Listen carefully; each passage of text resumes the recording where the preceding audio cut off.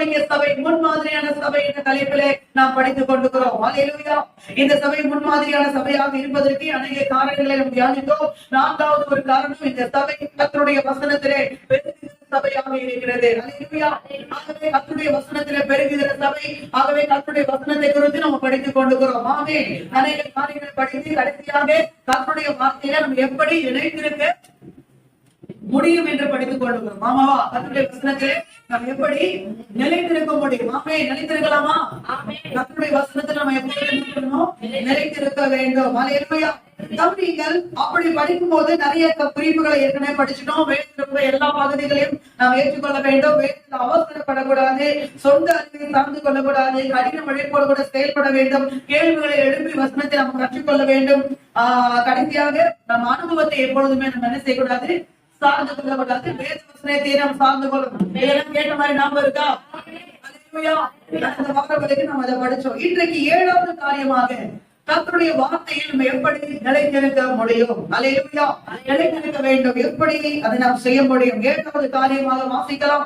7வது ஒரு குறிப்பை நாம் தியானிக்க போகிறோம். சங்கீதத்தின் புத்தகம் எல்லா வசனத்தை எடுத்துக்கொள்ளணும். வேத வசனத்தை கேட்கிற நேரம் மிகவும் முக்கியமான நேரம். 6 நாட்கள் நம்முடைய சொந்த காரியங்களை பார்த்துக் கொண்டிருக்கிறோம். ஒரு நாள் தேவ சமூகத்துக்கு வருகிறோம். இந்த நேரத்திலே, அதாவது முடிவு வரைக்கும் வசனத்தை கவனமாக கவனிக்கிறோம் நாம் இருக்கணும். என்னால் கர்த்தர் பேசுகிற நேரம் முக்கியமான நேரம். ஆமென். எடுத்துக்கொள்ளுங்கள், எல்லாரும் திருப்பிக் கொள்ளுங்கள். சங்கீதத்தின் புத்தகம் 39ஆம் அதிகாரம். சங்கீதத்தின் புத்தகம் 39ஆம் அதிகாரம் 3ஆம் வசனத்தை எடுத்து சீக்கிரமாக ஒரு வாசியுங்கள். என் இருதயம் எனக்குள்ளே அனல் கொண்டது,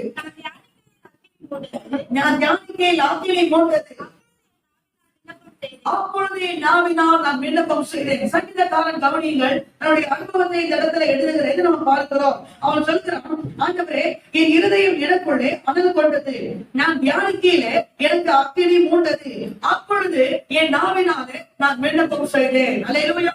அவன் தியானித்தானா? அவன் இருதயம் அவனுக்குள்ளே அனல் கொண்டுதான். அவன் கர்த்தருடைய தியானித்தவன் கர்த்தருடைய வசனத்தை தியானித்திருப்பான். ஆமாவா? வேற எதை தியானிக்க முடியும்? அல்லேலூயா. ஆமென். கர்த்தருடைய வசனத்தை என்ன பண்ணா? தியானித்தான். அவன் தியானிக்கும் போது கவனிங்க, அவனையும் அறியாமல் அவன் அடுத்த நிலைக்கு நேராய் கடந்து போகிறான். அந்த அடுத்த நிலை என்னவென்றால், என் நாவினாலே நான் விண்ணப்பம் செய்தேன். அப்பொழுது இந்த 39ஆம் அதிகாரம் 3ஆம் வசனத்திலே ஒரு 2 காரியங்கள் பின்னி பிடித்திருக்கிறது நம்மளால அறிந்து கொள்ள முடிகிறது. அல்லேலூயா. 2 காரியங்கள் என்ன? ஜபம் இருக்கிறது, வேத வாசிப்பும் அந்த இடத்துல இருக்கிறது. அல்லேலூயா. வேத தியானமும் இருக்கிறது, ஜப ஜீவியமும் அந்த இடத்துல இருக்கிறது. அல்லேலூயா. வேதத்தை குறித்து அறிகிற அறிவும் அந்த இடத்துல இருக்கிறது. அல்ல தேவனோடு கூட விண்ணப்பம் செய்கிற விண்ணப்பமும் அந்த இடத்துல இருக்கிறது. அல்லேலூயா. ஆகவே என்ன சொல்ல விரும்புகிறேன், இன்றைக்கு 7வது காரியமாக வேத வசனத்திலே, வேத வார்த்தையிலே நாம் நிலைத்திருக்க வேண்டும் என்றால் நாம் செய்ய வேண்டிய 7வது காரியம், ஜெப வாழ்க்கையிலே அனல் உள்ளவர்களாக இருக்க வேண்டும். ஜெப வாழ்க்கையிலே ஒரு நல்ல ஒரு அனல் நமக்கு வேண்டும். அல்லேலூயா.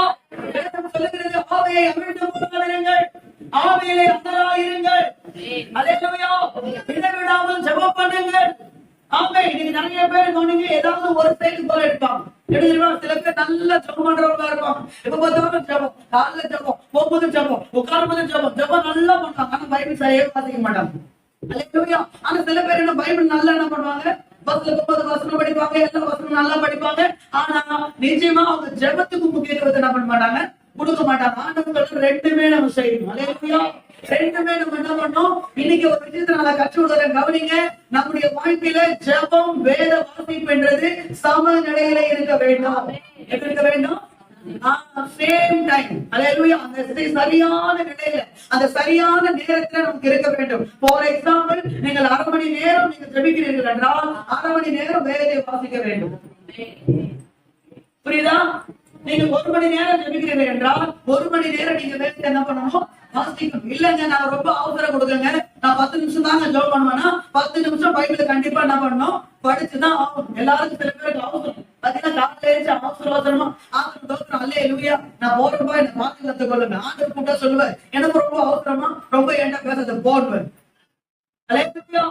ஆமென். ஆண்டவருக்கு நேரம் செலுத்த முடியாத அளவுக்கு நீ எங்க ஓடிட்டு இருக்கிற? ஆண்டவருக்கு நேரத்தை கொடுக்காத அளவுக்கு எங்க போயிட்டு இருக்கு? சில பேர் காலைல அவசரம் காலைல எழுந்து ஜெபம் பண்ணிட்டு வேலைக்கு ஓடுறாங்க. பாத்தீங்களா? அல்லேலூயா. ஆண்டவர் 2மே தப்பு. நம்முடைய வாழ்க்கையிலே ஜெபம் ஒன்று இருக்க வேண்டும், வேத வாசிப்பு ஒன்று இருக்க வேண்டும். ஜபத்தை மட்டும் செய்யக்கூடாது, வேதத்தை மட்டும் வாசிக்க கூடாது, இதையும் செய்யணும் அதையும் செய்யணும், இதையும் செய்யணும் அதையும் விடாது இருக்க வேண்டும். அல்லேலூயா. யோவான் புத்தகம் 15ஆம் அதிகாரத்துல இயேசு நிறைய காரியங்களை அந்த இடத்துல நம்முடைய சீடர்களுக்கு சொல்லிக் கொடுக்கிறதை நாம் பார்க்கிறோம். நானே மெய்யான திராட்சை செடி, என் பிதா திராட்சை தோட்டக்காரன், என்னில் கனி கொடுக்கிற கொடி எதுவோ அது இன்னும் மிகுந்த கனிகளை கொடுக்கும்படி பிதா அதை சுத்தம் பண்ணுகிறார். அல்லேலூயா. ஆமென். என்னுடைய உபதேசத்தினாலே இப்பொழுது நீங்கள் சுத்தமாக இருக்கிறீர்கள். அல்லேலூயா. நானே மெய்யான திராட்சை செடி, என்னில் நிலைத்திருக்கிற கனிதான் கனி கொடுக்க முடியும். என்னில் எப்பொழுது நிலைத்திருக்காத கொடி கனி கொடுக்கவே முடியாது. அல்லேலூயா. இப்படி நிறைய விஷயங்களை சொல்றாரா, சொல்லிட்டு வராரா? எல்லாம் திருப்பிட்டீங்க, நான் நம்புறேன். யோவான் புத்தகம் 15ஆம் அதிகாரத்தை திருப்பிட்டீங்க, நம்புறேன். இப்பதான் திரும்புறாங்க சில பேர். திருப்பிட்டீங்களா? நீங்க அப்படியே போயிட்டு வரும்போது நீங்க என்ன பண்ணுங்க, கண்டிப்பா என்னோடு கூட என்னுடைய வார்த்தையிலே நிலைத்திருக்க வேண்டும் என்று நிறைய விஷயத்தை ஏற்று சொல்லும் போது திடீர்னு 7ஆம் வசனத்துல ஒரு வார்த்தையை சொல்கிறார். வாசிங்கள் 15. நீங்கள் என்னிலும் என் வார்த்தை உங்களிலும் நிலைத்திருந்தால் நீங்கள் கேட்டுக்கொள்வது எதுவோ அது உங்களுக்கு செய்யப்படும். ஏன் மறைமுகமான ஒரு காரியத்தை சொல்ற பாத்தீங்களா? அப்ப நீங்கள் என்னிலும், அதாவது வழக்கமா சொல்றேன், கர்த்தருடைய வார்த்தை நம்மோடு கூட நம்பிலே எப்பொழுதும் நிலைத்திருக்கும் என்றால் நாம் கேட்டுக்கொள்கிறது எதுவோ, அதாவது நம்முடைய ஜெப வாழ்க்கை என்றைக்கும் ஜெயமாக இருக்கும். அல்லேலூயா. இதான் என்ன சொல்ற ஆண்டவர், ஜெபம் இல்லை என்றால் வேத வாசிப்பு இல்லை, வேத வாசிப்பு இல்லை என்றால் ஜெபம் இல்லை. இது ரெண்டுமே கண்டிப்பா நம்முடைய வாழ்க்கையில என்ன பண்ணணும், இருக்க வேண்டும். அப்ப இன்றைக்கு ஆண்டவர் நமக்கு சொல்லுகிற காரியம் என்ன, நாம் வசனத்துல எப்படி நாம் நிலைத்திருக்க முடியும் என்றால் நாம எப்பொழுதும் ஜெப ஜீவியத்துல ஆண்டவர் உள்ளவர்களாக இருக்க வேண்டும். புரிந்தவங்க கரங்களை உயர்த்தி அல்லேலூயா, அல்லேலூயா. அப்போஸ்தலர் புத்தகம் 1ஆம் அதிகாரம் 5ஆம் வசனத்தை திருப்பிக் கொள்ளுங்கள். அப்போஸ்தலர் 1:5 இயேசு தம்முடைய கடைசி வார்த்தைகளாக நம்முடைய திருவெழுத்து சொல்கிற கட்டளை வார்த்தைகள். ஆகையால் நீங்கள் எருசலேமை விட்டு போகாமல் என்னிடத்தில் கேள்விப்பட்ட பிதாவின் வாக்குத்தத்தம் நிறைவேறும்படியாக காத்திருங்கள். இயேசு கடைசியாக சொல்ற, எப்பா நீ எருசலேமை விட்டு போகாதீங்க, என்னிடத்தில் கேள்விப்பட்ட பிதாவின் வாக்குத்தத்தம். கவனிங்கள், பிதாவின் வாக்குத்தத்தம் என்றது வசனம், காத்திருங்கள்ன்றது ஜெபம். விலங்குல ராமன் சொல்லிருப்பீங்களா? வேணும்னா சொல்லுங்க. என்னிடத்தில் கேள்விப்பட்ட பிதாவின் வாக்குத்தத்தம், இது என்னது? வசனம். காத்திருங்கள், இது என்னது? கரெக்டுங்களா? அப்ப வசனம் நிறைவேற வேண்டும் என்றால் நீ ஜெபத்துல இருக்கணும். நீ ஜெபத்துல இருக்கும் போது உனக்கு வாக்குத்தத்தம் கிடைக்கும். அப்ப ரெண்டு ஒண்ணாவதா? அவங்க ரெண்டுமே என்ன பண்ணணும்? நான் என்ன சொல்ல வர்றேன்றது புரியுதா? புரியுதா? சரி, ரெண்டுமே என்ன பண்ணணும்? ரெண்டுமே ஜெபமும் இருக்கணும், வேத வாசிப்பும் இருக்கணும். ஆனா நீங்க நம்ம பைபிள் பத்தி பேசுறதுனால கர்த்தருடைய வசனத்துல எப்படி நிலைத்திருக்க முடியும் என்றால் நம்ம வாழ்க்கை ஜெப வாழ்க்கை அணுகுள்ளதாக இருக்க வேண்டும். அல்லேலூயா. கரங்களை உயர்த்தி அல்லேலூயா. அப்போஸ்தலர் புத்தகம் 8ஆம் அதிகாரம் நம்ம திருப்பிக் கொள்வோம். அப்போஸ்தலர் புத்தகம் 8ஆம் அதிகாரம் 28 முதல் 31ஆம் வசனம் வரைக்கும் அங்க என்ன நடக்கிறது பார்க்கலாம். கவனிங்கள். கந்தேக மந்திரி எருசலேமுக்கு போகிறான். கர்த்தரை தொழுது கொண்டு திரும்பி தன் ரதத்தின் மேல் அவன் போய் கொண்டிருக்கும் போது ஏசாயா தீர்க்கதரிசியின் புத்தகம் 53ஆம் அதிகாரத்தை அவன் வாசிக்கிறான். அல்லேலூயா. அவன் வாசிக்கிறான். அது எனக்கு புரியவில்லை. ஆனால் பரிசுத்த ஆவியானவர் பிலிப்பை பார்த்து சொல்கிறார், நீ வனாந்தர மார்க்கமாய் ஓடு என்று சொல்கிறார். அப்படி பிலிப்பு ஓடும் போது திடீரென்று கந்தேக மந்திரனுடைய அந்த அதத்துல வருவதில் கிட்ட சேர்த்துக் கொள்கிறான். பிலிப்பு கேட்கிறான், நீ படிக்கிறியே, அது உனக்கு புரியுதான்னு கேட்கிறான். உடனே இவன் சொல்றான், ஒருவனுக்கு தெரிவிக்காவிட்டால் அது எப்படி எனக்கு புரியும்? பார்த்தீங்களா இல்லையா? வசனத்தை இதெல்லாம் சொல்லுவீங்களா? இதுக்கா ஒருவனுக்கு தெரிவிக்காவிட்டால் அது எனக்கு எப்படி புரியும் என்று சொல்றான். அல்லேலூயா. அப்ப கவனிங்க. உடனே பிலிப்பு ஏறி உட்கார்ந்து என்ன பண்றான், அவனுக்கு அந்த வார்த்தைகளை தெளிவாக கற்றுக் கொடுக்கிறான். அம்மாவா? அல்லேலூயா. அப்ப உடனே அவன் ஞானஸ்தானத்தை எடுத்துக்கொள்றான். அம்மாவா? அந்த சாப்டர் ஃபுல்லா நீங்க படிச்சீங்கன்னா அவன் ஞானஸ்தானத்தை என்ன பண்றான், இதோ தண்ணீர் இருக்கிறதே தடை இல்லை, நீ இறங்கி ஞானஸ்தானம் எடு. உடனே என்ன பண்ண, ஞானஸ்தானத்தை எடுத்துக்கொள்றான். அவ கவனிங்க. இந்த இடத்துல நடக்கிற விஷயம் என்ன, ஒரு ரெண்டு விஷயம் நடக்குது. என்னன்னா, கந்தேக மந்திரி வசனத்தை எடுத்து என்ன பண்றான், படிக்கிறான். ஆமென். ஆனா இவனுக்குரிய படிச்ச இந்த வசனம் இவனுக்குள் நிறைந்திருக்கும்படியாக பரிசுத்த ஆவியானவர் அங்கு செபிக்கிறதை நாம் மறைமுகமாக பார்க்கிறோம். கரெக்டுங்களா? ஏன்னா ரோமர் புத்தகம் 8ஆம் அதிகாரம் 27 சிலர் வசனமே எடுக்க மாட்டாங்க. என்ன ஐடியால இருக்கீங்க? வசனம் சொன்னா திரும்பி பார்க்கணும். அல்லேலூயா. ஆமென். வசனம் சொன்னா பார்க்கணும், வசனம் சொன்னா திருப்பணும். அது ரொம்ப நல்ல பழக்கம். என்ன சொல்றீங்க? அல்லேலூயா. ரோமர் புத்தகம் 8ஆம் அதிகாரம் 26ஆம் வசனம். நம்முடைய பலவீனங்கள் நமக்கு உதவி செய்யும்படி பரிசுத்த ஆவியானவர் வாக்கு கடங்காத பெருமூச்சோடு விண்ணப்பங்களை வேண்டுதலை ஏறெடுக்கிறார். இருக்கா? அல்லேலூயா. இந்த இடத்துல யார் தெரியுமா ஜெபம் பண்ணது? பரிசுத்த ஆவியானவர் ஜெபித்திருக்கிறார். அல்லேலூயா. ஆமென். அப்ப கவனிங்க, இந்த இடத்துல கந்தேகா மந்திரி என்ன செய்திருக்கிறான்? வசனத்தை வாசித்திருக்கிறான். இவனு வாசித்த அந்த வசனம் இவனுக்குள் நிலைத்திருக்கும்படியாக பரிசுத்த ஆவியானவர் ஜெபித்திருக்கிறார்.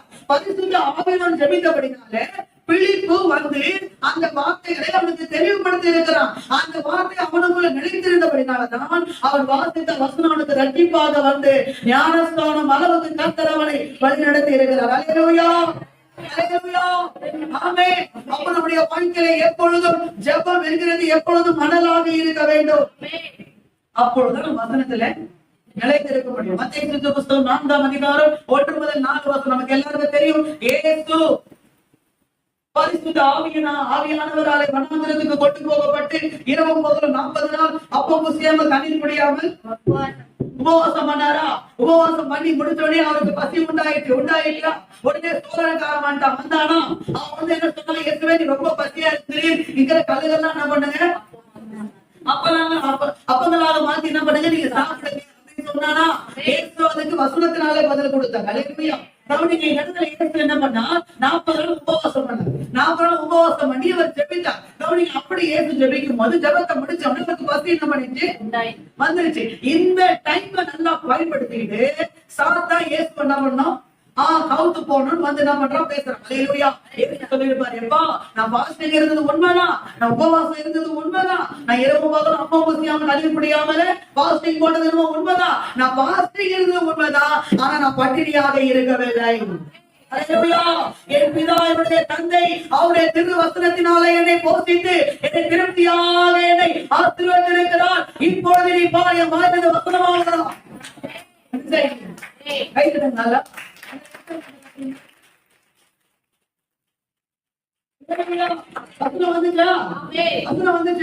அவன் சொன்னா என்றும் சொல்லிருக்கிறதா? என்றும் சொல்லிருக்கிறதா? அவன் என்றும் சொல்லிருக்கிறதா? என்றும் சொல்லிருக்கிறதா? நீ சொல்ற வார்த்தைக்கு பதில் வார்த்தை என்னால கொடுக்க முடியும். அந்த அளவுக்கு இயேசு வசனத்திலே நிரம்பி இருந்தா. அப்ப இது நம்ம எல்லாம் சொல்ற இயேசு நாம உபவாசம் பண்ண உபவாசம் பண்ணி ஜெபிச்சது மாத்திரம் இல்ல, அவர் வசனத்திலும் நிரம்பி இருந்தா. அவன் சொல்லுமா? அல்லேலூயா. அப்ப நம்முடைய வாழ்க்கையில இன்றைக்கு நம்ம வார்த்தையில வசனத்துல நாம் நிலைத்திருக்க வேண்டும் என்றால் நாம் செய்ய வேண்டிய 7வது காரியம் நம்முடைய ஜெப வாழ்க்கையில ஆனல் உள்ளவர்களா இருக்கும். ஜெபிக்கிறீங்களா எல்லாரும்? எல்லாம் ஜெபிக்கிறீங்களா? ஜெபிக்கிறது சண்டை கற்றுக்கு வந்துட்டு அது ஓட போயிருக்கு. ஆண்டவருக்கு உங்களுக்கு எந்த ஒரு உறவும் கிடையாது. ரொம்ப பரிதாபங்க. அல்லேலூயா. தனியா உட்கார்ந்து ஜெபிக்கணும். ஆமென் சொல்லுங்க. உங்களுக்கு எங்க டைம் இருக்கு? அப்படியே ஓடிட்டே இருக்கு. வெளியெல்லாம் பிரேக்கெல்லாம் நிற்கும். அல்லேலூயா. ஜெபிக்கிறவர்களா இருக்கிறவங்க வாழ்க்கையில ஜெப வாழ்க்கையிலே ஒரு ஜெயம் இருக்க வேண்டும். ஆமெனா. அல்லேலூயா. அந்த ஜெப வாழ்க்கையிலே ஒரு ஜெயம் இருக்க வேண்டும் என்றால் கவனிங்க, நம்ம ஜெபமும் வேத வாசிப்பும் சம நிலையில இருக்கணும். For example, half an hour Bible read பண்றீங்கன்னா சொன்னேன், half an hour தான் பண்ணணும். 1 hour பைபிள் ரீட் பண்றீங்க, 1 hour ஜெபம் பண்றீங்கன்னா 1 hour தான் பண்ணணும். என்ன பண்ணோம்? இது கொஞ்சம் அதிகம், இது கொஞ்சம் கம்மி. என்ன பண்ணக்கூடாது? ரெண்டுமே என்ன பண்ணும்? சம நிலையில இருக்கும். ரெண்டுமே சேம் டைம் சரியான அளவுல என்ன பண்ணோம்? இருக்கும். அல்லேலூயா. அல்லேலூயா. சரியான அளவுல நமக்கு எப்பவுமே இருந்துச்சுன்னா அப்பதான் நம்ம வசனத்துல எப்பொழுது நிலைத்திருக்க முடியும். ஓகே, இன்றைக்கு வசனமும் ஜெப ஜீவியமும் சம நிலையில இருக்க வேண்டும். ஏன்? 3 காரியங்களை வேகமா சொல்லி முடிச்சோம். வசனமும் ஜெப ஜீவியமும் சம நிலையிலே இருக்க வேண்டும். ஏன்? நம்பர் 1 வாசிக்கலாமா? அழகா எத்தனை பேரு இன்னைக்கு ஆண்டவர் என்ன பேசுவார் எதிர்பார்க்க பேசுவாரா? எதிர்பார்ப்போடு இருங்க. ஆண்டவர் நிச்சயமா நம்ம கிட்ட என்ன பண்ணுவாரு? பேச ஒரு உண்மைக்குள்ளவர். ஏன்? நெகேமியாவின் புத்தகத்தில் எழுத வசனத்தை கொஞ்சம் வேகமாய் வாசிங்கள். நெகேமியாவின் புத்தகத்தை திருப்பிக் கொள்ளுங்கள். நெகேமியாவின் புத்தகம் 9ஆம் அதிகாரம் 1ஆம் வசனத்திலிருந்து 3ஆம் வசனம் வரைக்கும். நெகேமியா 9லிருந்து 9ஆம் அதிகாரம் 1லிருந்து 3. அந்த மாதம் 24ஆம் தேதியில இஸ்ரவேல் புத்திரர் உபவாசம் பண்ணி ரெட்டுடுத்தி தங்கள் மேல் புழுதியை போட்டுக் கொண்டவர்களாய் கூடி வந்தார்கள். பாக்குறீங்களா? வசனத்தை பாக்குறீங்களா? எல்லாரும் வசனத்தை மட்டும் கவனிக்கணும். அப்புறமேட்டு உங்களுடைய வேலைகளும் நீங்க அப்புறம் பாத்துக்கலாம். குழந்தைகள்லாம் கையில எடுத்துக்கலாம். ஆனா உங்களுடைய கவனம் வசனத்துக்கு மேலதான் இருக்கணும். சரிங்களா? அல்லேலூயா. ஓகே. கூடி வந்தார்கள். இஸ்ரவேல் சந்ததியார் மறு ஜாதியார் எல்லாரும் விட்டு பிரிந்து வந்து நின்று தங்கள் பாவங்களையும் தங்கள் பிதாக்களின் அக்கிரமங்களையும் அறிக்கையிட்டார்கள். அவர்கள் எழுந்திருந்து தங்கள் நிலையிலே நின்றார்கள். அப்பொழுது ஒரு ஜாமம் மட்டும், நல்லா கவனிக்கணும். பாக்குறீங்களா எல்லாரும்? ஒரு ஜாமம் மட்டுமோ அவர்களுடைய தேவனாகிய கர்த்தரின் நியாயப்பிரமாண புத்தகம் வாசிக்கப்பட்டது. அல்லேலூயா. மீட்பு ஒரு ஜாமம் மட்டுமோ அவர்கள் பாவ அறிக்கை பண்ணி தங்கள் தேவனாகிய கர்த்தரை பணிந்து கொண்டார்கள். அல்லேலூயா. ரெண்டு விஷயம் சேம் ஆகுறத பாக்குறீங்களா இந்த இடத்துல? ஒரு ஜாமம் மட்டும் கர்த்தருடைய நியாயப்பிரமாண புத்தகத்தை வாசித்தாங்க. ஒரு ஜாமம் மட்டும் என்ன பண்ணா? பாவ அறிக்கை செய்தானா? அப்ப ரெண்டும் சேமா இருக்கா? அல்லேலூயா. ரெண்டும் சரி சமமான நிலைமையில இந்த இடத்துல இருக்கிறத நம்ம பார்க்கிறோம். அப்ப கவனிங்க, ஒரே சேமா ரெண்டு காரியங்கள் சரியாக இருக்கும் போது இங்க நடந்த விஷயம் என்னன்னு சொல்லி பாத்தீங்கன்னா, நீங்க ஃபர்ஸ்ட் வசனத்தை வாசிச்சு பாத்தீங்கன்னா அதுல ஒரு விஷயம் நடக்குது. என்னன்னா, ஜனங்கள் புழுதியை எடுத்து தங்க மேல என்ன பண்ணாங்க? போட்டுக் கொண்டாங்க. இரண்டாவது வசனத்தை பாத்தீங்கன்னா, மற்ற ஜாதி எல்லாரையும் விட்டு என்ன பண்ணிட்டாங்க? பிரிஞ்சுட்டாங்க. பிதாக்களின் அக்கிரமத்தை என்ன பண்ணாங்க? அறிக்கையிட்டாங்க. மூணாவது வருஷத்துல என்ன நடந்ததுன்னா, ஒரு ஜாமம் மட்டும் வசனத்தை வாசித்தாங்க, ஒரு ஜாமம் மட்டும் ஜெபம் பண்ணாங்க. அந்த ரிசல்ட் என்ன? இவர்கள் கரைகள் நீங்கி கர்த்தரை தொழுது கொள்வதாக மாறிவிட்டார்கள். அல்லேலூயா. கரைகள் நீங்கி கர்த்தரை தொழுது கொள்வதாக மாறிவிட்டார்கள். ஆமென். கவனிங்க, வேதம் சொல்லுகிறது, இந்த ஜனத்தை எனக்கு என்று ஏற்படுத்தினேன், இவர்களே துதியை சொல்லி வருவார்கள். ஆமென் இல்லையா? அல்லேலூயா. அப்ப ஆண்டவருடைய பரிசுத்த எதுக்காக? அவரை ஆராதிக்க, அவரை துதிக்க, அவரை தொழுது கொள்ளாமாவா? அப்ப கவனிங்க, இந்த ஜெபத்தையும் வேத வாசிப்பையும் நீங்க சம நிலையில வச்சுக்கும் போது ஒரு விஷயம் ஆட்டோமேட்டிக்கா அதுவே நடக்குது. என்னன்னா, நம்ம வாழ்க்கையில இருக்கக்கூடிய கரையெல்லாம் நீங்கி நம்ம கர்த்தரை தொழுது கொள்வதாக மாறி விடுவோம். கர்த்தரை தொழுது எல்லாரும் தொழுது கொள்வாங்க. குடிகாரன் கூட குடிச்சு என்ன பண்ணுவான்? இந்த பக்கம் போனாங்கன்னா கர்த்தருக்கு அல்லேலூயா சொல்லிட்டு போவோம். அல்லேலூயா பெரிய விஷயம் இல்லையே. ஆனா கவனிங்க, இந்த ஜனத்தை எனக்கென்று ஏற்படுத்தினேன், இவர்கள் என் துதியை சொல்லி வருவார்கள். அல்லேலூயா. நீ அவருடைய ஜனமா, அவருக்கு சொந்தமான ஜனமா நீ மாறி நீ அவரை தொழுது கொள்ள வேண்டும், நீ கர்த்தரை தொழுது கொள்ள வேண்டும். அல்லேலூயா. எப்பொழுது நீங்க அவரை தொழுது கொள்ள முடியும் என்றால், நம்ம வாழ்க்கையில ஜெபமும் வேத வாசிப்பு ரெண்டு என்ன பண்ணணும்?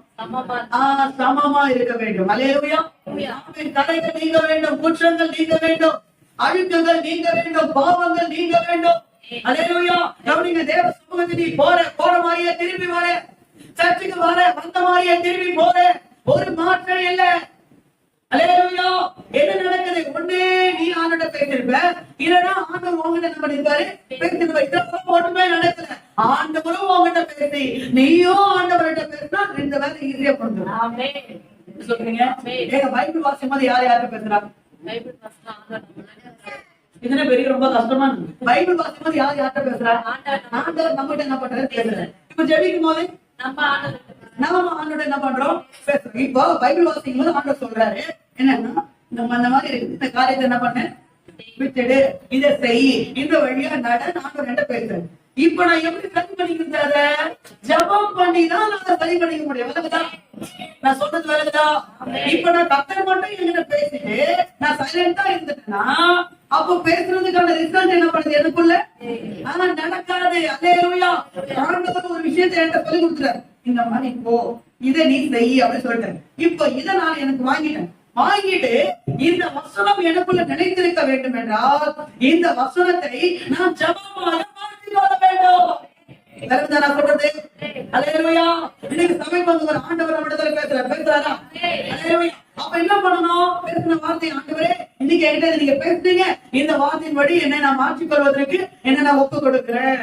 என் கலைகளை நீக்குங்கப்பா, என் குற்றங்களை நீக்குங்கப்பா, என் பாவங்களை நீக்குங்கப்பா, என்னுடைய அக்கிரமத்தை நீக்குங்க ஆண்டவரே. அல்லேலூயா. அப்பதான் 2 பேர் பேசணும். போன் பண்ணா 2 பேர் என்ன பண்ணணும்? இந்த பக்கமும் பேசணும், அந்த பக்கமும் பேசணும். பேசணுமா? ஒருத்தர் மட்டும் பேசினா, இப்ப போன் பண்ணா ஒருத்தர் மட்டும் பேசுறாரு, ப்ராப்ளம் பேசுறாரு, சைபர் கிரைம் பண்றாரு. பாத்தீங்களா? போன் பண்ணா போன் போக மாட்டேங்குது. அவங்க பேசி முடிச்ச பிறகு போன் என்ன பண்ணுது, போகுது. அப்ப நம்ம என்ன பத்திரமா ஸ்பீக்கர்ல போட்டு வச்சிடணும். பேசி முடிச்சு ரிங்கு போனதுக்கு அப்புறம் தான் நம்ம என்ன பண்றோம், எடுக்குது. ஏன்னா அவங்க மட்டும் பேசுறது ஒண்ணுமே நடக்காதுங்க. 2 சைடும் என்ன பண்ணணும், நாமும் பேசணும், கர்த்தரும் பேசணும். அல்லேலூயா. நாமும் பேசணும், கர்த்தரும் பேசணும். அப்பதான் உறவு என்ன உறவு சரியாகும். அல்லேலூயா. தேவனுக்கும் நமக்கும் இருக்கிற உறவு சரியாக வேண்டும் என்றால் அல்லேலூயா நாம ஜெபத்திலும் வேத வாசிப்பிலும் சமநிலையில நம்ம என்ன பண்ணணும், இருக்க வேண்டும். வாழ்க்கையில் இருக்கிற தடைகள் எல்லாம் நீங்கும்படியா கர்த்தர் நமக்கு உதவி செய்வார். ஆமென். எபேசியர் புஸ்தகம் 5ஆம் அதிகாரத்தை திருப்பிக் கொள்ளும். எபேசியர் புஸ்தகம் 5ஆம் அதிகாரம் 27ஆம் வசனத்தை வாசியுங்கள். சீக்கிரமாக வசனத்தை கொஞ்சம் வாசியுங்கள். இல்லாமல் பரிசுத்தமும் பிழையற்றதுமான மகிமை உள்ள சபையாக அதை நமக்கு முன் நிறுத்திக் கொள்கிறதற்கு தம்மை தாமே அதற்காக ஒப்பு கொடுத்தார். தலை நிறை இல்லாமல் பரிசுத்தமாக நம்மை அவருக்கு முன்பாக நிறுத்துவதற்காக அவரையே நமக்காக ஒப்பு கொடுத்திருக்கிறார். ஆமென். அல்லேலூயா.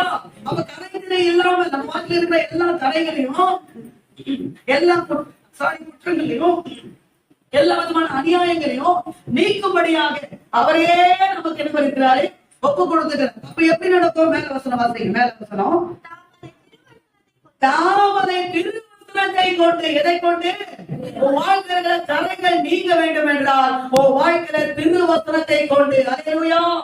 ஆமென். வசனத்தை கொண்டு தண்ணீர் முழுக்கினாலே சுத்திகரித்து சுத்தமாக்குகிறது இருக்கும். அல்லேலூயா. அப்பனா வாழ்க்கையில ஜபமும் இருக்கணும், வேத வசனமும் என்ன பண்ணணும், இருக்கணும். அப்பதான் வாழ்க்கையில தலையில் என்ன பண்ணுவீங்க. ரோமர் புஸ்தகம் 10ஆம் அதிகாரத்தை திருப்பி கொள்ளுங்க. ரோமர் 10 எடுத்து வாசிங்க சீக்கிரமா. ரோமர் 10ஆம் அதிகாரம் 8ஆம் வசனத்துல இருந்து சீக்கிரம் படியுங்க. ரோமர்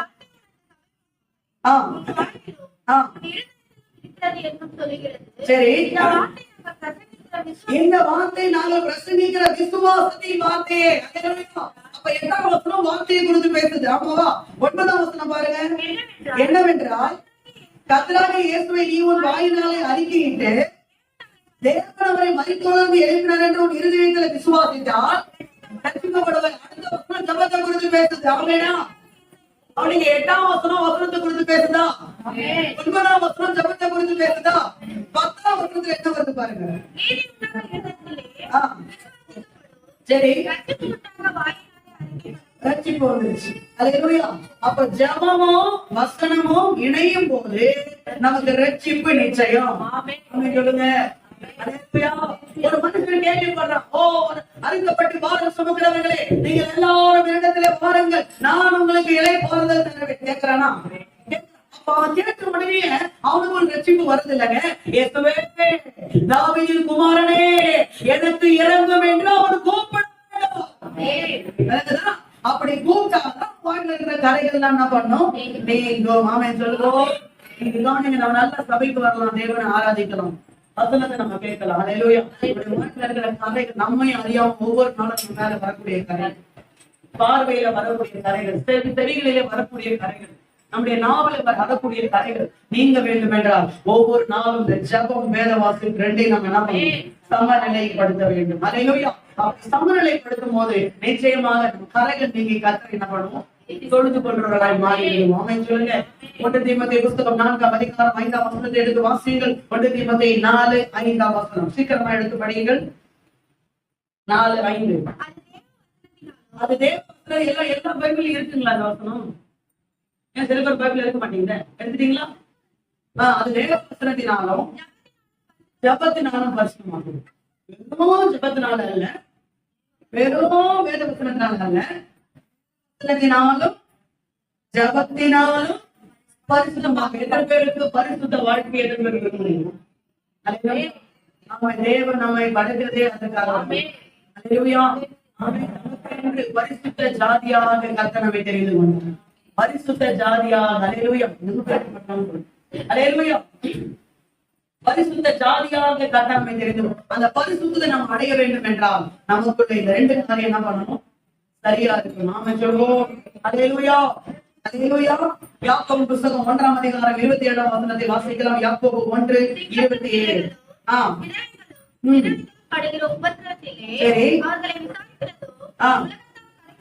உலகத்தால் கரைப்படாதபடிக்கு தன்னை காத்துக் கொள்கிறதுமே பிதாவாகிய தேவனுக்கு முன்பாக சுத்தமான பக்தியானுக்கு கரைப்படாம வாழ்ந்தாங்க வாழ்க்கையில.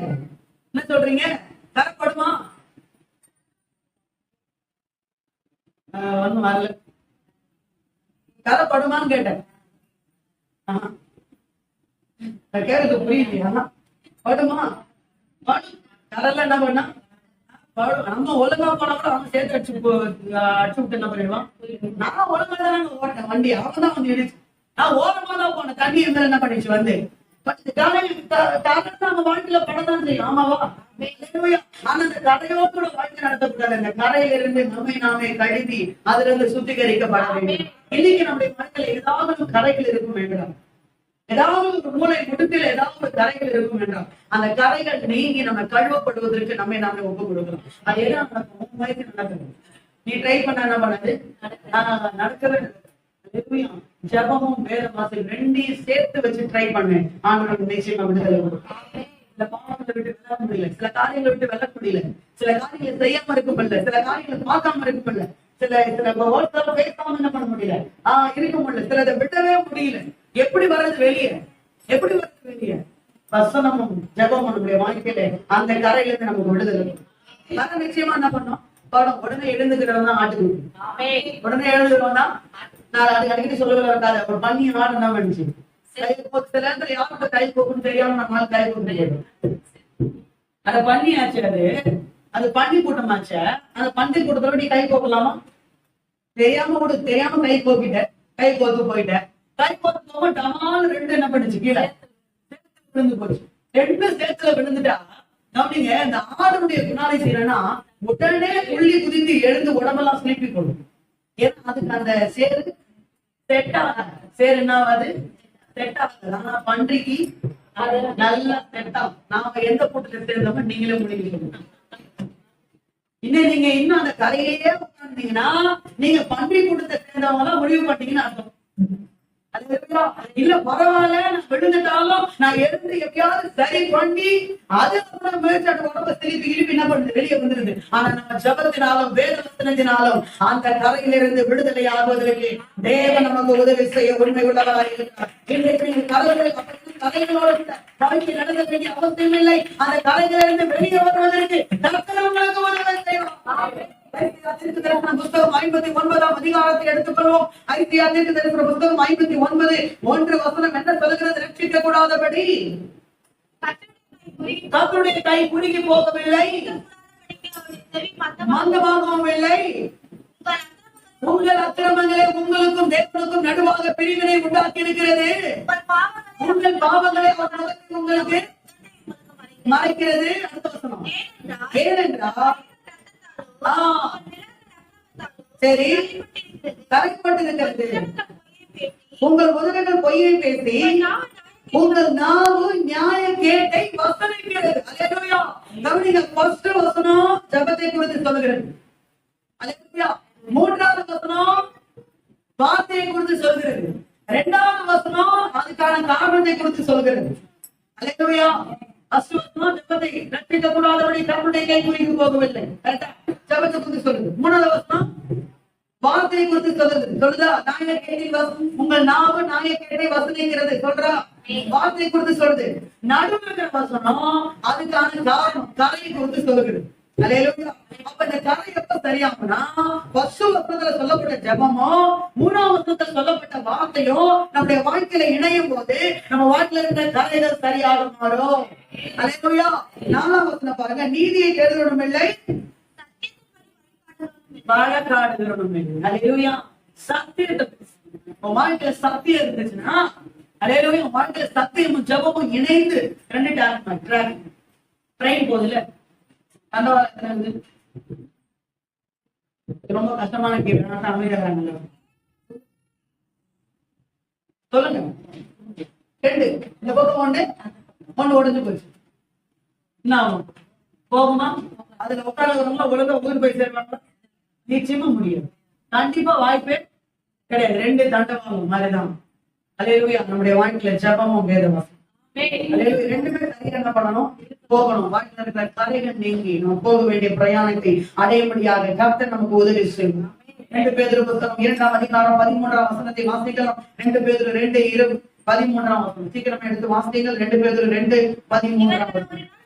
ஒரு நாள் வாழ்வு இன்பம் என்று எண்ணி காரியங்களும் லட்சணமாய் இருந்து உங்களோடு விருந்துகையில் உல்லாசமாய் ஒரு நாள் வாழ்வு இன்பம் என்று எண்ணி. கவனிங்க, ஒருவேளை அந்த காலம் உங்களுக்கு இன்பத்தை கொடுக்கலாம், அந்த காலம் உங்களுக்கு சந்தோஷத்தை கொடுக்கலாம், அந்த காலம் உங்களுக்கு ஒரு பெரிய ஒரு மகிழ்ச்சியை என்ன பண்ணலாம் கொடுக்கலாம். ஆனா கர்த்தர் உங்களுக்கு என்று வைத்திருக்கிற ஏதோ ஒன்றை நீங்கள் இழந்து கொண்டிருக்கிறீர்கள் என்றுதான். அல்லேலூயா. அது ஒரு நாள் வாழ்வு, ஒரு நாள் தான் அந்த இன்பம். அதுக்கப்புறம் அந்த இன்பம் நமக்கு என்ன பண்ணாது, இருக்கவே இருக்காது. அல்லேலூயா சொல்லுங்க. அல்லேலூயா. அல்லேலூயா. ஆதியாகமத்தின் புத்தகம் 32ஆம் அதிகாரத்து நேரம் நம்ம திரும்பி வருவோம் என்றால், ஆதியாகமத்தின் புத்தகம் 32. இந்த யாக்கோபு அவங்க அண்ணனை ஏமாத்திட்டு அவங்க மாமா வீட்டுக்கு போனான், லாபான் வீட்டுக்கு போனான். போனானா? எதை வச்சு போனா? எதை நம்பி போனா? எதை நம்பி போனோம்? எனக்கு தெரியும். வார்த்தை நம்பி. ஆண்டவர் சொன்னார்ல, உன் தகப்பன் தேசத்துக்கு திரும்பி உன்னை கொண்டு வரும் அளவும் நான் உன்னை கைவிடுவதில்லை. அந்த வார்த்தை ஆண்டவர் சொன்னாரா? அந்த வார்த்தையை ஏற்றுக்கொண்டானா? இவன் போனதெல்லாம் ஆண்டவர் வார்த்தையை நம்பினான், அங்க இருந்ததெல்லாம் ஆண்டவர் வார்த்தையை நம்பினான். அவன் திருப்பி வந்ததும் கர்த்தர் சொல்லிதான் என்ன பண்ணான்? திருப்பி வந்தான். போகும்போதும் ஆண்டவர் வார்த்தை, அங்க இருக்கும் போதும் ஆண்டவர் வார்த்தை, திருப்பி வந்தபோது எழுந்து புறப்பட்டுருப்பா, இதுக்கு மேல இங்க இருக்கு ஆண்டவர் வார்த்தை நம்பி திருப்பி ஒண்ணா பண்ணான். திருப்பி எல்லாமே கர்த்தருடைய வார்த்தை தான். ஆனா அவன் வாழ்க்கையில ஒரு பரிபூர்ணமே வருது. எப்ப தெரியுமா பரிபூர்ணம் வந்துச்சு? ஆண்டவர் சொன்னாரு, நீ நீ நீ யாக்கோபு இல்ல, இஸ்ரவேல். நீ யாக்கோபு இல்ல. எப்ப தெரியுமா நடந்தது? ஒரு நைட் ஃபுல்லா அவன் ஜெபம் பண்ணும் போதுதான் நடந்துச்சு. வசனத்தை மட்டும் வைத்துக் கொண்டு நம்ம ஒன்றும் செய்ய முடியாது. அந்த வசனத்தை நமக்கு கொடுத்த தேவனோடு கூட நம்ம பேசுகிறவர்களாக மாற வேண்டும். அந்த வார்த்தையை நமக்கு தேவன் கொடுத்திருக்கிறார். அந்த வார்த்தையோ கொடுத்த தேவனோடு நம்ம உறவாடுறவர்களாக இருக்க வேண்டும். ஆதியாகமத்தின் புத்தகம் 32ஆம் அதிகாரத்துல ஆண்டவர் கேட்டாரா? பேருக்கு நம்ம கேட்டாரா? இப்ப யாக்கோபு பேருக்கு தெரியவே தெரியாதா? ஏன் கேட்டாரு? உன் பேர் என்னப்பா அப்படின்னு இவன் கேட்கறல்ல, அதே மாதிரி ஒரு நாள் 20 வருஷம் கூட அவங்க அப்பா கேட்டாரா? 20 வருஷத்துக்கு முன்னாடி அவங்க அப்பா கேட்டாரு. அவங்க அப்பா கேட்கும் போது யாக்கோபு சொன்னா, நான் உன்னுடைய மூத்த குமாரனாக ஏசாவு இருக்கிறேன். அந்த தடையை நீக்கிறதுக்காக இவ்வளவு போறாங்க. கை தட்டுங்க ஆண்டவர்.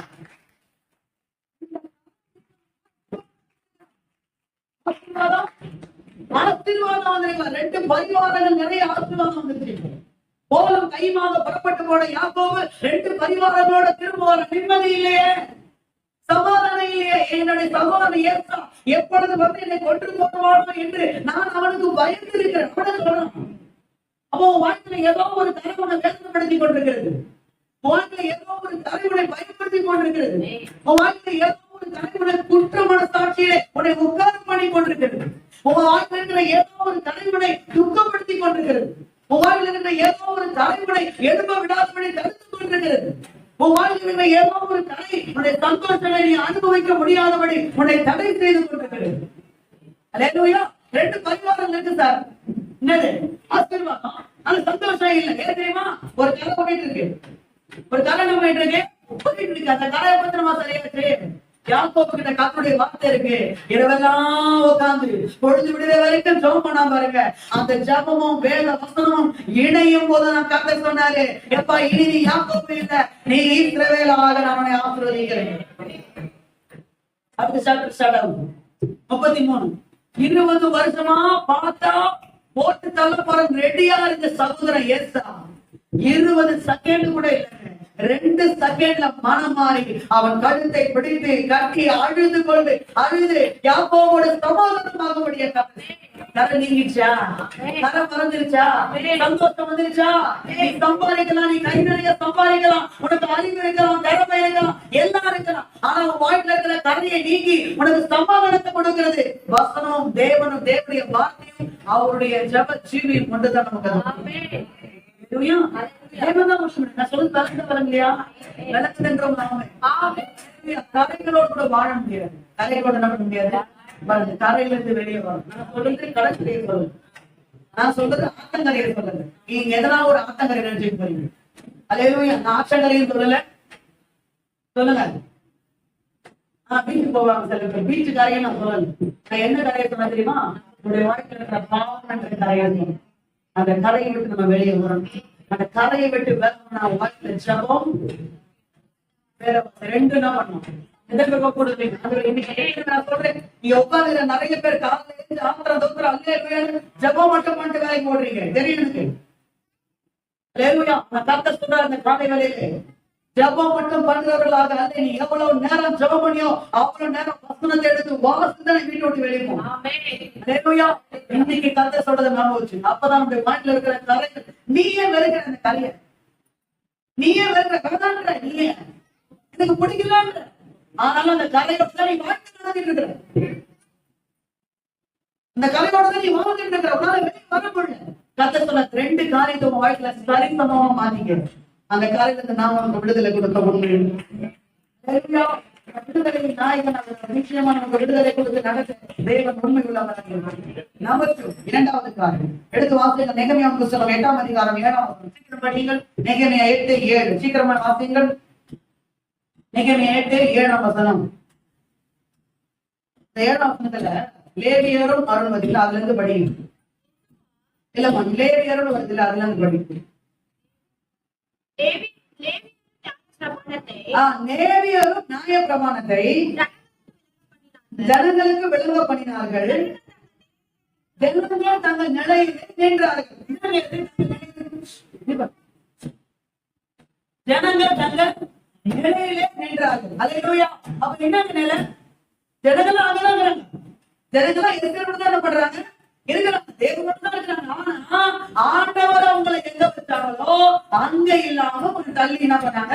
இருந்தாங்க. அதாவது எதை குறிக்குதுன்னா ஆண்டவர் அவங்களுக்கு கொடுத்த ஸ்தானத்தை குறிக்குது. ஆனா நியாயப்பிரமாண புத்தகத்தை இவங்க வாசித்து சில காரியங்களை செய்யும் போது ஜனங்கள் தங்கள் நிலையிலே நின்றார்கள். நம்பர் 2 நான் சொல்றேன், நான் உங்களுக்கு சொல்றேன், நீங்க எழுதிங்க.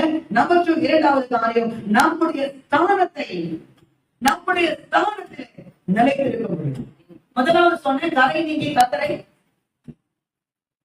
பாத்தீங்களா தொழுது கொள்ள முடியும். இரண்டாவது நம்முடைய ஸ்தானத்திலே நிலைத்திருக்க, நம்முடைய ஸ்தானத்தில் நிலைத்திருக்க முடியும். நீங்க எத்தனை பேர் ஆண்டவரை உயர்த்த முடியும்? எத்தனை பேர் ஆண்டவரை ஆசீர்வதிக்கிறார்?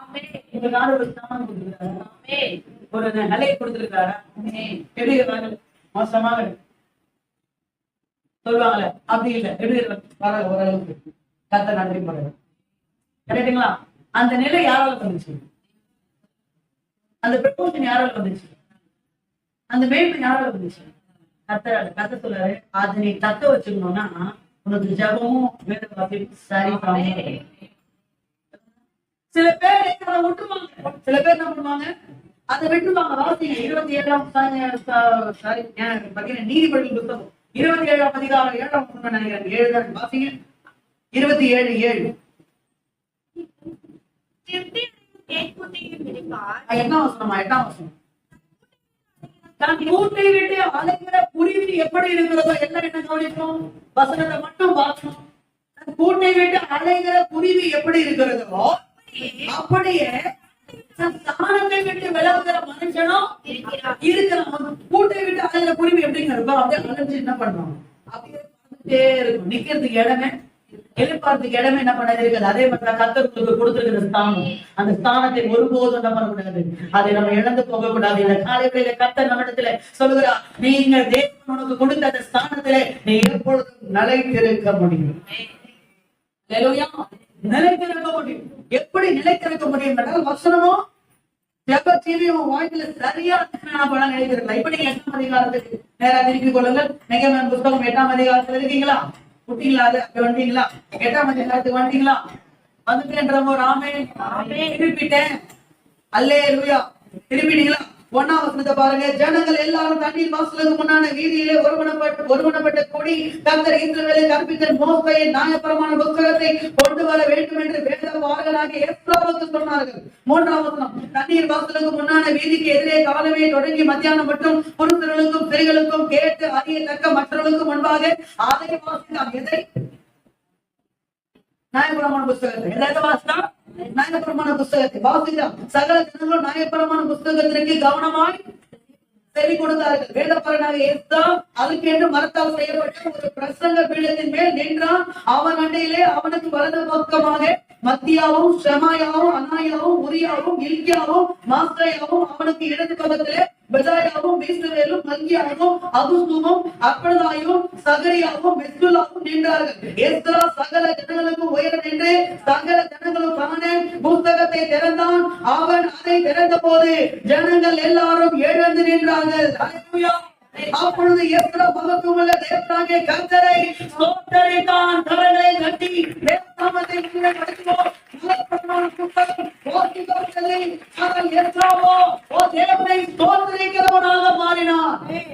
முடியல. அவன் ஸ்தோத்தரித்தான். ஜனங்கள் எல்லாரும் தங்கள் கைகளை குவித்து அல்லேலூயா கைகளை குவித்து அதற்கு மறுமொழியாக ஆமென் ஆமென் ஆமென். இந்த நியாயப்பிரமாண புத்தகம் என்ன சொல்லுறோம்?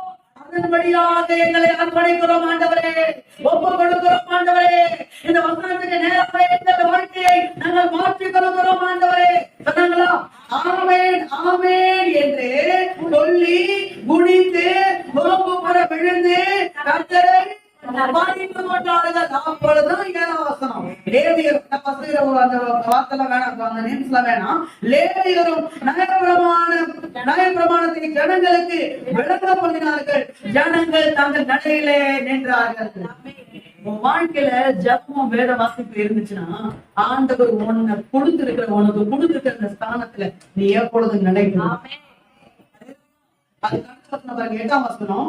அவர்கள் தேவனுடைய நியாயப்பிரமாண புத்தகத்தை தீர்க்கமாக வாசித்து அர்த்தம் சொல்லி வாசித்ததை அவர்களுக்கு விளங்க பண்ணினார்கள். ஜனங்கள் எல்லாரும் நியாயப்பிரமாணத்தின் வார்த்தைகளை கேட்ட போது அழுதபடினா என்ன பண்ணலாம்? அழுது. அப்ப எந்த அளவுக்கு அவங்க தேவனோட உறவாடலாம் வசனம் அவங்களுக்கு எந்த அளவுக்கு உணர்த்தப்பட்டா அல்லேலூயா அவங்க அழுது தேவன் பக்கமா திரும்பி பார்ப்பாங்க. அப்பொழுது ஜனங்கள் தங்கள் நிலையை என்ன பண்ணாங்க? நேர்ந்தார்கள். இன்றைக்கு உங்க வாழ்க்கையில ஆண்டவர்களுக்கு கொடுத்துக்கிற ஸ்தானத்தை, ஆண்டவர்களுக்கு கொடுத்துக்கிற உயர்வு, ஆண்டவர்களுக்கு கொடுத்துக்கிற மேன்மையை, ஆண்டவர்களுக்கு கொடுத்துக்கிற ஊழியத்தை அல்லேலூயா நீங்கள் இழந்து போக கூடாது என்று கர்த்தர் இந்த காலையிலே உங்களிடத்தில் பேசுகிறதா? அல்லேலூயா. கர்த்தருக்கு கொடுத்துக்கிற எதுவா இருக்கட்டும், பெரிசா இருக்கட்டும், சிறுசா இருக்கட்டும், எதுவா இருக்கட்டும், பெரிய காரியமா சிறிய காரியமா எதுவா இருக்கட்டும், ஆனால் அது யாரிடத்துல இருந்து உனக்கு வந்த தெரியுமா? கர்த்தரிடத்துல இருந்து உனக்கு வந்தது. அல்லேலூயா. ஆனா இன்றைக்கு அப்படிப்பட்ட மேன்மையை ஸ்தானத்தை இழக்க போய் பரிதவிக்கப்பட்டவர்கள் உட்கார்ந்து கொண்டிருக்க கூடாது. அல்லேலூயா. ஆமென். அதாவது கழுதைக்கு பின்பாக ஓடி கழுதையை தேடி போன சவுலே உன்னை கூப்பிட்டு கர்த்தர் மேல் அபிஷேகத்தை கொடுத்து இஸ்ரவேலின் முதல் ராஜாவாக உன்னை ஆண்டவர் சிங்காசனத்துல உட்கார வைத்தாரே, இப்பொழுது நீ என்ன செய்து கொண்டிருக்கிறாய்? சூனியக்காரி வீட்டுல அப்பத்தை சாப்பிட்டு உட்கார்ந்து. இஸ்ரவேலின் முதல் ராஜாவாக கர்த்தர் சவுலை ஆண்டவர் நிறுத்தினார். ஆனால் அவனும் சூனியக்காரி வீட்டுக்கு போய் சூனியக்காரி சாப்பாடு சாப்பிட இந்த ஸ்தானத்தை விட்டு விலகு. 12 சீடர்கள் இருந்தாலும் அந்த கொஞ்சம் கூட தகுதியே இல்லாத யூதாஸ் காரியத்தை கர்த்தர் அதன் கூட இணைத்து அவனை 12 சீடர்களுக்கு ஒப்பந்த அதிகாரத்தை அவனுக்கு கொடுத்து வைத்தாரே. யூதாஸ் காரியத்தை இப்பொழுது நீ என்ன செய்து கொண்டிருக்கிறாய்? இயேசுவின் சத்துருக்களோடு கூட பணத்துக்கு பேரம் பேசிக் கொண்டிருக்கிறேன். அல்லேலூயா. அவன் ஸ்தானத்தை அவன் இழந்து போனான். நான் சொல்றது சிம்சோனே, பெலிஸ்தர்கள் உன் பெண்ணை கேட்டாலே பயந்து நடுங்குவார்களே, இப்பொழுது ஒரு பெண்ணுக்கு அடிமையாக இதோ பெலிஸ்தர்கள் வந்துவிட்டார்கள் என்று சொல்லும் போது கூட நீ எங்கே இருக்கிறாய்? இதோ பெலிஸ்தரின் மடியிலே படுத்துக் கொண்டிருக்கிறார். உன் ஸ்தானத்தை அவன் இழந்து போனான். சொல்றது அல்லேலூயா. கரங்களை உயர்த்தி அல்லேலூயா அல்லேலூயா. எல்லா சாப்பிடத்தில் இருக்கக்கூடிய எல்லா விதமான ஞானத்தையும் ஒரே ஒரு மனுஷனுக்கு கொடுக்கும்படியாய் கர்த்தர் சாத்மானுக்கு அந்த ஞானத்தை கொடுத்து வைத்தாரே. உன்னை தேவனுடைய ஞானத்தை கேட்பதற்கு தூரத்திலிருந்து பிரபுக்கள் ராஜாக்கள் புறப்பட்டு வருவார்களே, அப்பேற்பட்ட சாலமோனே இப்பொழுது ஏன் இப்படி இருக்கிறார், என்ன செய்து கொண்டிருக்கிறார் என்று கேட்டார். மோவாபிய ஸ்திரீகள் மேல் ஆசை வைத்து அவர்களை திருமணம் செய்து கொண்டார். அல்லேலூயா, ஆமென். 127 நாடுகளுக்கு ஒரு ராஜாத்தியாக, ஆமென், 127 நாடுகளுக்கு ஒரு ராணியாக, பக்கத்து ஸ்திரீயாக இருந்த வஸ்தியே, நீ எதனால இப்பொழுது புறக்கணிக்கப்பட்டாய்? ராஜா உன்னை கூப்பிட்டாங்க ஒரு வார்த்தைக்கு இதோ வருகிறேன் என்று சொல்ல முடியாத அப்பேற்பட்ட அப்ரோதனமான வார்த்தைகள் நமக்கு. அல்லேலூயா, அவள் புறக்கணிக்கப்பட்ட தன் ஸ்தானத்தை விட்டு இழந்து போனவளாய் தகப்பன் வீட்டுக்கு அனுப்பப்பட்டார். ஆண்டவர் இன்னைக்கு உங்களுக்கு கொடுத்துக்கிற ஸ்தானத்தை உங்களிடத்துல ஆண்டவர் கொடுத்துக்கிறார். அல்லேலூயா, அது உங்கள் மேல் கிருபை கொடுத்து தயவு கொடுத்து ஆண்டவர் வைத்திருக்கிறார். அல்லேலூயா, அதை ஒருபோது யாருக்காக எதுக்காகவும் இழந்து விட்டு, அல்லேலூயா, இழந்து போறீங்கன்னா, ஒருவேளை இழந்து போற ரோட்ல போறீங்கன்னா, ஒண்ணு நீங்க ஜெபத்தை கொடுத்தீங்க, இல்ல பைபிள் ரீடிங்க, பேச மாட்டீங்க. ஒண்ணு ஜெபத்தை விட்டுட்டோம், இல்ல வெறும் ஜெபம் மட்டும் பண்ணிட்டு இருந்தா, நீ ஆண்டவர் கொடுத்த ஸ்தானத்தை விட்டு விலகி போயிருந்தா கூட உனக்கு தெரிஞ்சது மட்டும் ஆண்டவர்கிட்ட பேசிட்டே போ. ஆண்டவரே போறப்பா, இந்த மாதிரி பண்ண ஆண்டவரே என்னை காப்பாத்துங்க, என்னை வழி எடுத்துங்க. ஆனா பைபிளையும் வாசனா, எங்க நீ விழுந்த, எங்க நீ விட்ட, ஏன் விட்ட, ஏன் இப்படி தாறுமாறா ஓடுற, அதை எல்லாத்தையும் கிள்ளி கிள்ளி கிள்ளி பிதுக்கி பிதுக்கி பிதுக்கி ஆண்டவர் முன்னாடி நிறுத்துவார். அதனாலதான் சொல்றாரு, உன் ஸ்தானத்தை நீ நிலைத்திருக்க வேண்டும் என்றால் உன் வாழ்க்கையில ஜபமும் வேத வாசிப்பும் நிலையில என்ன பண்ணணும், இருக்க வேண்டும். புரிஞ்சவங்க அல்லேலூயா, அல்லேலூயா. புத்தகம் 7ஆம் அதிகாரம் 16ஆம் வசனத்திலே, ஓ தாவீதை பார்த்து கர்த்தர் சொன்னார், ஓ தாவீதே, உன் சிங்காசனம் என்றைக்கும் நிலைத்திருக்கும்படியா நான் அதை செய்வேன். ஏன் தாவீது வசனத்தையும் பேசினான், தேவனோட உறவாளர்களும் அவர்கள் காணப்பட்டனர். அப்படின்னு சொல்லுவோம். அல்லேலூயா. பிரசங்கியின் புத்தகம் 10ஆம் அதிகாரம் 6ஆம் வசனம் சொல்கிறது, மூடன் மகா உயர்ந்த நிலையிலே உயர்த்தப்படும். நம்மளாம் தகுதி இல்லாதவர்கள், ஆனா கர்த்தர் நம்மளை உயர்த்தி இருக்கிறார். அப்படின்னு சொல்லுவோம். அல்லேலூயா. இப்ப நம்ம இன்னைக்கு கவனிங்க, நம்ம ஒரு ஊழியத்தை செய்ய நமக்கு என்னென்ன கருத்து இருக்குது? நம்ம 2 பேருக்கு நம்ம போயிட்டு இயேசுவை பத்தி சொல்லணும். அல்லேலூயா. ஒரு சின்ன ஊழியத்தை, ஒரு கேஸ் ஒரு சின்ன ஊழியம் நம்ம செய்யணும். ஒரு கைப்பிரிஞ்சை கொடுக்குற, ஒரு சண்டை கிளாஸ் நமக்கு என்னென்ன தகுதி இருக்கு? நம்ம ரொம்ப நல்லவங்க, ரொம்ப யோக்கியமானவங்க என்ற ஆண்டவர் கொடுத்துட்டாரா? என்னங்க எல்லாம் இங்கதான் இருக்கீங்களா? நம்மளால ரொம்ப கரெக்டா இருக்கணும்ன்றது ஆண்டவர் கொடுத்துட்டாரா? சரியா இருக்கணும்ன்ற ஆண்டவர் கொடுத்தாரா? இல்லங்க, கிருபையினால கொடுத்தாரு, இரக்கத்தினால கொடுத்தாரு, தயவினால கொடுத்தாரு, நம்பி கொடுத்தாரு. நீ ஒழுங்கா செய்வ நம்பி கொடுத்தாரு. அல்லேலூயா, ஆமென். ஆரம்ப நாட்களிலே கவனிங்க, டைம் தான் போய் தகராறு. பாத்தீங்கன்னா தேவனுடைய ஊழியத்தை செய்து கொண்டிருக்கும் போது நம்முடைய கேஸ்டல் மெத்தட் ஃபாலோ பண்ணுவாங்க. இந்த கேஸ்டல் மெத்தட் தான் இப்போ நம்ம ஃபாலோ பண்றோம். ஆனா இந்த மெத்தட் நம்ம தமிழ்நாட்டுல, இந்தியாவுக்கு தமிழ்நாட்டுல அறிமுகப்படுத்துறது ஏஜென்சி தான். சின்னமலையில ஏஜென்சி இருக்கா? எத்தனை பேருக்கு தெரியும்? தெரியாதா? தெரியும். ஒரு மாதிரி பேசுங்க, ஏன் பரதாம உட்காந்துறீங்க இருக்கா? சரி, அந்த இடத்துல என்ன பண்ணுவாங்க, தான் அறிமுகப்படுத்தினாங்க. அங்க மீட்டிங் வைப்பாங்க. அதாவது ஒரு குறிப்பிட்ட, அதாவது தலைவர்கள் ஆபிப்பிரிப்பட்ட லீடர்ஸ் கிடையாது, செக்ஷன் லீடர்ஸ் மட்டும். எல்லாரும் போட மாட்டாங்க, ஒரு சிலர். இதுக்கு எங்க பாஸ்டர் கூப்பிட்டேன் நான். ஏன்னா நான் பகுதியில செக்ஷன் லீடரா இருந்து எனக்கு கீழே ஒரு 3 கேஸ் இருந்துச்சு.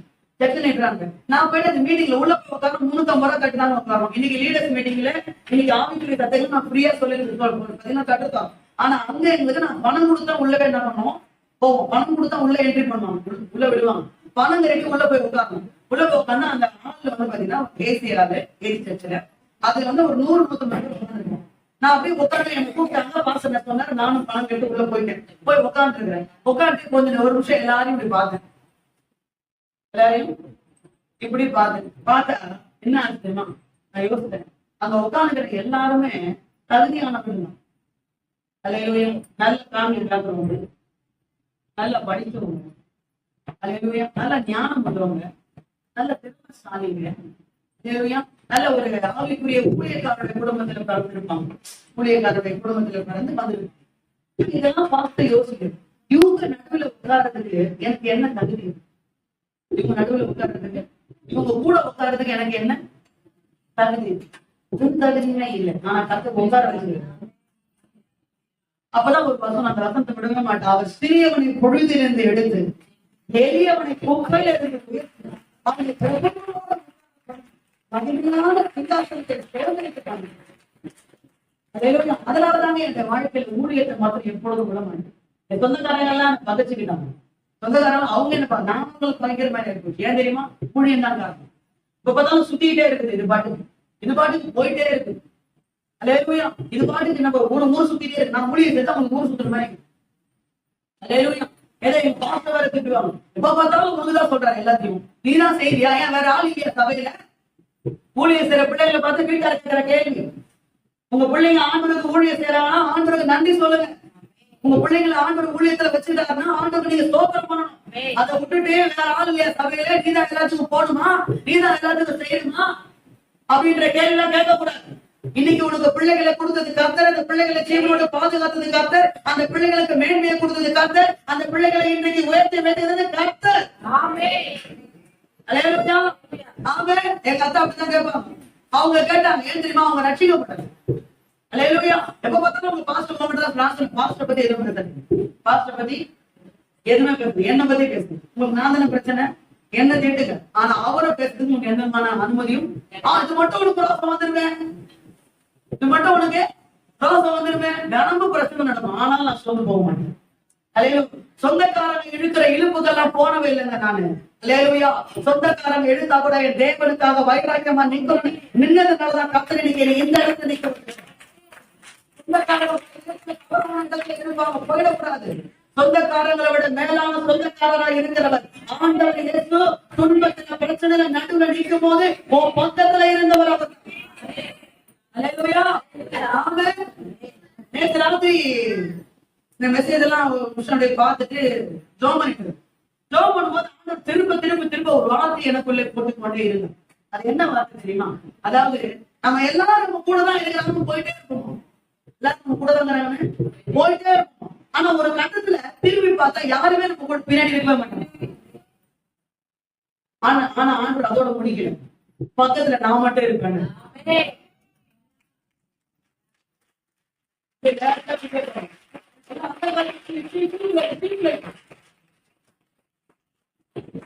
நிறைய பேர் என் கூட இருக்கிறாங்க, இவங்க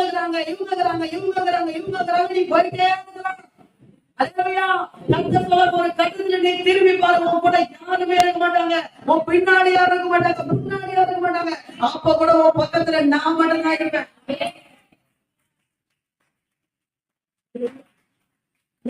ஆண்டவர் பேசும்போது கண்ணீரோடு ஆண்டவர் நன்றி சொன்னீங்க. ஆண்டவர் எந்த நிலைமையில என் கூட நீங்க இருக்கிறீங்க, அது எனக்கு போதும். அது எனக்கு போதும். நீங்க இருந்து ஒருபோது என்னை விட்டு விலகாம என்னை நடத்த நீங்க உணர்வீங்க. காலங்கள் மாறலாம், மனிதர்கள் மாறலாம், சூழ்நிலைகள் மாறலாம், எப்படி வேணாலும் திருப்பி போடப்படலாம். ஆனா கர்த்தர் மாத்திரம் பக்கத்துல இருக்கிறது எழுதிட்டு ஊழியத்தை ஒருபோது விட மாட்டேன். தேவனுக்காக செய்து கொண்டே ஓடிக்கொண்டே இருக்கு. 3 கேஸ்டல் 5 கேஸ்டலா மாறிச்சு, 5 கேஸ்டல் 8 கேஸ்டலா மாறிச்சு. பக்கத்து ஏரியா நான் ஆட்டுக்குட்டி நினைத்து போறோம், பெரம்பலூர், அப்புறம் பாத்தீங்கன்னா பக்கத்துல இருக்குது இந்த ஜப்பானியா, எல்லாத்துக்கும் பக்கத்து ஏரியா தான் ஃபுல்லா. அல்லேலூயா. இது எல்லாத்தையும் ஆண்டவர் என் பொறுப்பிலே கொடுத்தார். அல்லேலூயா. எல்லாத்துக்கும் எந்த ஆத்மா வந்தா நாம போய் பார்க்கணும். அங்க யூத் மீட்டிங் ஆரம்பிக்கணும், கேஸ்டல் ஆரம்பிக்கணும், சண்டே கிளாஸ் ஆரம்பிக்கணும். எல்லாம் ஒரு சைக்கிள் தான். அது புது சைக்கிள், பழைய சைக்கிள். எங்க பாஸ்டர் பொண்ணு சைக்கிள் பழைய சைக்கிள் எனக்கு கிஃப்டா கொடுத்தாரு. நான் ஊழியம் எனக்கு கொடுத்தாரு. அந்த சைக்கிள் பத்திட்டு ஓடிட்டே இருப்பேன். அல்லேலூயா. யாருக்காகவும் எதுக்காகவும் சூழ்நிலைக்காகவும் நிலைமைக்காகவும் மனுஷனுக்காக இன்னைக்கு இருப்பான், நாளைக்கு மாறி போடுவான் மனுஷன். மனுஷனுக்காக அழைப்ப மாத்தி கொள்ளலுங்க. தேவனுக்கு என்று கர்த்தர் கொடுத்த ஸ்தானத்துல கடைசி வரைக்கும் நிக்கணும் என்று சொல்லி நின்று இன்னைக்கு வரைக்கும் நிற்கும்படியா கர்த்தர் திரும்ப. ஏன் தெரியுமா? என் வாழ்க்கையில 2 விஷயத்த கரெக்டா பிடிச்சி ஜபம், 2த்தையும் கொடுத்துட்டாங்கன்னா அப்படி கொஞ்சம் சோர்ந்து போனா கூட தூக்கி நம்ப மாட்டீங்க. காலைல ஆராதனைக்கு போவேன். காலைல ஆராதனைக்கு பிரச்சனை எல்லாம் பார்க்கும்போது நான் யோசிச்சு செய்யறப்பா சாப்பாடு கூட இல்லாம ரொம்ப கஷ்டப்படுறேன். ஒரு மனசுல ஓடும் அப்படி. அல்லேலூயா. நமக்கு மட்டும் மத்தவங்க மாதிரி எல்லாருமே இருந்திருந்தாங்க, ரொம்ப நான் நல்லா இருந்திருந்தேன் அப்படி சொல்லி ஒரு கஷ்டத்தோட தான் ஆராதனைக்கு போவேன். போயிட்டு உட்காந்து அங்க பாடுற பாட்டு எனக்குனே இருக்கும். அந்த ஆராதனையில ஒரு வார்த்தை நடுவில் சொல்லுவாங்க பாருங்க, அது எனக்குனே இருக்கும். அது எப்படிதான் பிடிப்பாரோ, எப்படிதான் கண்டுபிடிப்பாரோ, எங்கதான் பிடிப்பாரோ, எப்படிதான் கொடுப்பாரோ தெரியாது. ஆனா கொடுக்க வேண்டிய இடத்துல கரெக்டா கொடுத்து, கரெக்டா உன்னை தேய்ச்சி, கரெக்டா உன்னை பலப்படுத்தி, கரெக்டா உன்னை தூக்கி நிறுத்து, போய் 14 தூக்கி நிறுத்தி அனுப்பி. ஏன் தெரியுமா? ஊழியர் செய்யறவனை காத்த நல்ல நிலைமை. இன்னைக்கு ஆண்டு ஒரு சின்ன சண்டை கிளாஸ் ஊழியத்தை ஒன்று கொடுத்துருக்கேன், ஒரு கேரக்டர் உழைத்த ஒன்று ஆர்டர் கொடுத்துருக்கலாம், ஒரு கைப்பறிக்கு உழைத்த ஒன்று கொடுத்துருக்கணும், ஒரு ஜப உழைத்த ஒன்று கொடுத்துருக்கணும். அத உனக்கு கொடுத்தது கர்த்தர். அதை என்ன பண்ணாதீங்க, இழந்து போயிட்டு ஊழியத்தை இழந்து போய் உட்காந்துருப்போம். ஒருவேளை இழந்து போயிட்டீங்கன்னா மீண்டும் அதை பெற்றுக் கொள்வதற்கு முயற்சி பண்ணுங்க. கர்த்தருக்கு உதவி செய்ய கைகளை வாசிக்கலாம். 1 தீமோத்தேயு புத்தகம் 3ஆம் அதிகாரம் 13ஆம் வசனத்தை எடுத்து வாசிகள். 1 தீமோத்தேயு 3:13. சீக்கிரமாய். உதவிக்காரருடைய ஊழியம் செய்கிறவன் 3:13. நன்றாய் செய்கிறவன் நல்ல நிலை, போதும், நல்ல நிலை. அல்லேலூயா. நீ ஊழியம் செஞ்சா கர்த்தர் நல்ல நிலையில என்ன பண்ணுவாராம்? சொல்லுங்க, அல்லேலூயா. சத்தமா அல்லேலூயா. நேரம் தாங்க இல்லைங்க. பெரிய பாஸ்டர், பெரிய பாஸ்டர் அவர் ஊழியத்துக்கு ஆண்டவர் அழைக்கும் போது அவருக்கு ஒண்ணுமே இல்லை. ஆண்டவர் ஊழியத்துக்கு அழைச்சிட்டாராம். ஒரு பாட்டா கம்பெனில ஒரு வேலை செஞ்சுட்டு இருந்தாங்க. அந்த வேலையில இருக்கும்போது அந்த வேலையில ஒரு சம்பளம் கிடைச்சது. இவங்க அம்மா இருக்காங்க, தங்கச்சி மகள்லாம் இருக்காங்க. எல்லாருக்கும் இவருதான் சோறு போடணும். இவருதான் வீட்டுல பையன், ஒரே பையன். ஆண்டவர்கிட்ட கேட்டாங்க, ஆண்டவரை கூட்டிட்டு கூப்பிடுறீங்க, என் வீட்டை யார் ஆண்டவர் பாதுகாப்பு, என் குடும்பத்துக்கு யாரும் சோறு போடுங்க. கதை சொன்னாலும், நீ இப்ப எங்க வேலை செய்யற? பாட்டா கம்பெனில வேலை செய்யறேன். ஏன் வேலைக்கு போறேன்? அவன் சம்பளம் கொடுக்குறான். சரி, அதனால போறேன். இப்ப எனக்கு வேலை நான் அவனுக்கு சம்பளம் கொடுக்குறாங்கன்னா கை கட்டுங்க ஆண்டவருக்கு.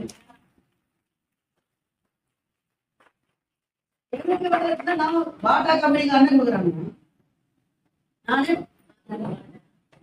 ராஜ்யமே இருந்துப்பா, நான் குடும்பம் பாக்குங்க பாப்பா அப்படின்னா இதுக்குன்னே பாஸ்ட் தினந்தோறும் சபையில வராங்க. எல்லா மற்ற விசுவாசி கொடுக்குற காணிக்க எல்லாத்தையும் கணக்கு எழுதி வச்சாங்க. ஆண்டு சொன்னாரு எப்படி கூறான்னு பாக்க, அப்புறம் கம்மியா கூறாரா அதிகமா பார்க்கணும் அப்படின்னு சொல்லி கணக்கு போட்டு பார்த்தா அவர் சொல்றாரு, நான் பாட்டா கம்பெனில சம்பாதிக்கிறத விட அந்த மாசம் கத்தனுக்கு கொடுத்துருங்க, அதை விட 2 ரூபாய் 50 காசு அதிகமாக.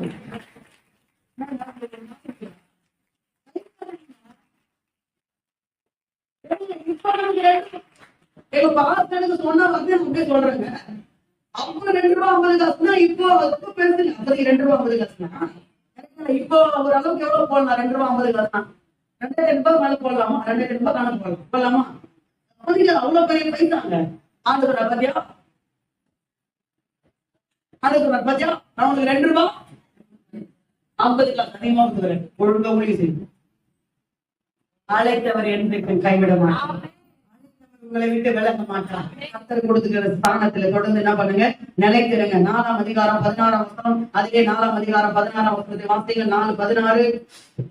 உன்னை குறித்து உபதேசத்தை குறித்தும் எச்சரிக்கையாயிரு, இவைகளிலே எப்பொழுது நிலைத்து அதை விட்டு விலகி என்ன பண்றத போயிடாது. 1 கொரிந்தியர் புத்தகம் 7ஆம் அதிகாரம், 1 கொரிந்தியர் 7 சீக்கிரம் எடுங்க. 1 கொரிந்தியர் 7ஆம் அதிகாரம் 20ஆம் வசனம் 24ஆம் வசனம் வாசிங்கள். 1 கொரிந்தியர் அவன் தான் அழைக்கப்பட்ட நிலைமையிலே நிலைத்திருக்க கடவுள். 24 அதுலயே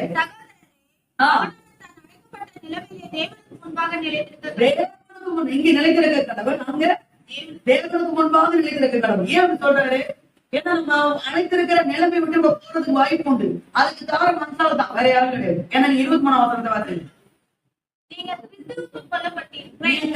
கொல்லப்பட்டீர்களே மனுஷனுக்கு அடி. நீ மனுஷனுக்கு ஏதாவது ஒரு மனுஷனுக்கு அடிமை ஆயிடுச்சுன்னா உன் ஸ்தானத்தை விட்டு விலகிடு. அதனால நீ கிரயத்துக்கு கொல்லப்பட்டிருக்கிற, நீ தேவனுக்கு மாத்திரம் தான் அடிமை. விளங்குதுன்றவங்க ஆமேன். கரங்கள் அசைத்து அல்லேலூயா. அப்ப நம்பர் 2 சொன்னேன், கதை நீங்கி கதரை படுத்து கொள்ளுமோ. 2வது நம்முடைய ஸ்தானத்திலே நிலைத்திருப்போம். நம்பர் 3 தானியேல் புத்தகம் 9ஆம் அதிகாரம் எடுத்துக்கொள்ள முடிச்சிருக்கோம். 9ஆம் அதிகாரம் 2ஆம் வசனம் 3ஆம் வசனம். தானியேல் 9:2-3. சரி, தொகையை அதாவது எரேமியா புத்தகத்தால் அறிந்து கொண்டாராம். சரி, ஓகே, சரி,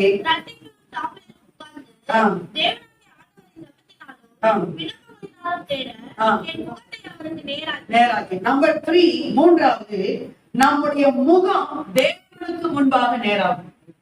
ஃபர்ஸ்ட் சொன்னேன், கரை நீங்கி கத்தரை தொழுது கொள்வோம். இரண்டாவது, நம் ஸ்தானத்திலே நிலைத்திருப்போம். மூன்றாவது, நம்ம முகம் தேவனுக்கு முன்பாக நேராகும். ஏன்னா பல நேரத்துல தேவனை நேரடியாக பார்க்க முடியும். கரெக்டுங்களா?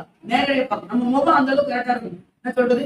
சங்கீதக்காரன் சொல்றான், சங்கீதத்தின் புத்தகம் 121:1 எனக்கு ஒத்தாசை வரும், கண்களை ஏறெடுக்கிறேன். அதே 123:1-2 பசுமா இருக்கிறவரே ஏறெடுக்கிறேன். வேலைக்காரர்கள் தன் எஜமானங்கள் கைகளை நோக்கி இருக்குமா போலவும், வேலைக்காரர்கள் தன் எஜமானியை கைகளை நோக்கி இருக்குமா போலவும் இலக்கம் செய்யற வரைக்கும் பூமையே நோக்கும். அப்ப நம்முடைய கண்ணு, நம்முடைய முகம் யாருக்கு நேரம் இருக்கும் தெரியுமா? தேவனுக்கு நேரம். இன்னைக்கு நமக்கு நேரம் இருக்குதா? அல்லேலூயா. முகம்னாலே நம்ம வாழ்க்கை தான். சில பேர் முகம் பார்த்தீங்கன்னா நேரடியாக பார்ப்பாங்க, சில பேர் பார்க்க மாட்டாங்க. பாத்தீங்களா? தலையை கொஞ்சம் போடுவாங்க. ஏன்? முகத்தை பார்க்க முடியும். அப்படி பார்த்தா கொஞ்சம் திரும்பிக்குவாங்க. பாத்தீங்களா? பார்த்தாலே சில பேரை பார்த்தா திரும்பிக்கிறது. எதுக்கு? என்ன காரணம்? என்ன காரணம்? ஏதோ பிரச்சனை, ஏதோ ஒண்ணு, ஏதோ பிரச்சனை போகுது. அல்லேலூயா. ஆனா இன்னைக்கு நம்ம தேவனுக்கு முன்பாக நம்ம முகத்தை நேராக்கி போகணும். சொல்லுவோமா? அல்லேலூயா. ஜார்ஜ் முல்லர் என்று சொல்லப்படுகிற ஒரு தேவனுடைய மனிதர் இருந்தார். அல்லேலூயா. அவர் 1805 வருடம் இருந்து 1802 வருடம் இருந்து 1895 வருடம் மரித்து போனார். கிட்டத்தட்ட 93 வயதுகள் உலகத்தில் வாழ்ந்த மனுஷன் ஜார்ஜ் முல்லர். 18ஆம் நூற்றாண்டுக்கு சொந்தக்காரர். அல்லேலூயா.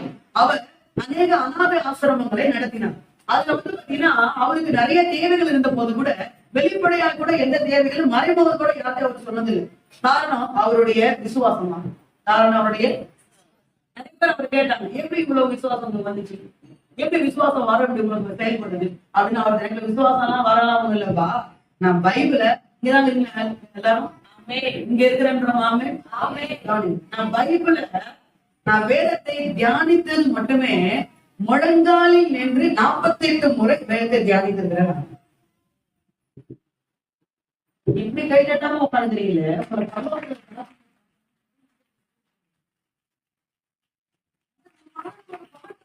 முழங்கால் போடுறது உட்காந்துருது. அல்லேலூயா. ஏதோ ஒரு 58, 68 உட்காந்து பாருங்க. 28 எல்லாம் உட்காந்துருக்குங்க. 28க்கு பின்னா முட்டி போட வேண்டியது முடியல, முடியல. ஆனா ஜார்ஜ் முல்லர் 48 முறை, எத்தனை முறை? 48 முறை முழங்கால் படிக்கிட்டே வேதத்தை தியானிச்சுக்கிறாருங்க. அதனாலதான் சொல்றாரு, நான் வாஸ்தவத்தை தியானிச்சதுனாலதான் என் வாயிலிருந்து இந்த வார்த்தைகள் என்ன பண்றது. ஒரே ஒரு எக்ஸாம்பிள் சொல்லிடுறேன். நீங்க அவர் சொன்னாரு, ஒரு முறை அவர் ஆசிரமத்துல சாப்பாடு அந்த சாப்பாடு போடுற அந்த மனுஷன் வாடகை அவன் சொல்றான், ஐயா சாப்பாடு இல்ல, பசங்க எல்லாம் இப்போ சாப்பாடுக்கு பெல் அடிக்கணும். இப்ப என்ன பண்றது? பெல் அடிக்கணும் ஆகும். சாப்பாடு இல்லையே, போய் அடிச்சாச்சு. அதுக்கப்புறம் சொல்றான், அடிச்சுட்டேன், இப்ப என்ன பண்றது? பசங்க எல்லாம் சாப்பாடு ப்ரேயர் பண்ணுவாங்கல்ல, பண்ண சொல்லு. இவன் ப்ரேயர் பண்ணிட்டு சொல்ல, ப்ரேயர் பண்ணி முடிச்சுட்டாங்க, இப்ப என்ன பண்றது? எல்லாரும் கத்து கொடுக்கல, கொடு. நான் இந்த மனுஷன் சாப்பாடே இல்ல, தட்டை கொடுத்தா சாப்பாடு கேட்டு நம்ம என்ன பண்றது அப்படின்னு சொல்லி இவன் யோசனை. சரி, இவரு சொன்னாருங்க தட்டை கொடுக்க போனோம். தட்டு கொடுத்துட்டே நான் கடைசி தட்டு பசங்களுக்கு இன்னும் ஒரு 3 பசங்க தட்டு கொடுக்கணும். அப்படி கொடுத்துட்டு இருக்கும் போது கேட்டுக்கு வெளியே ஒரு பெரிய லாரி அந்த லாரி ஹார்னோட சத்தம் கேட்டு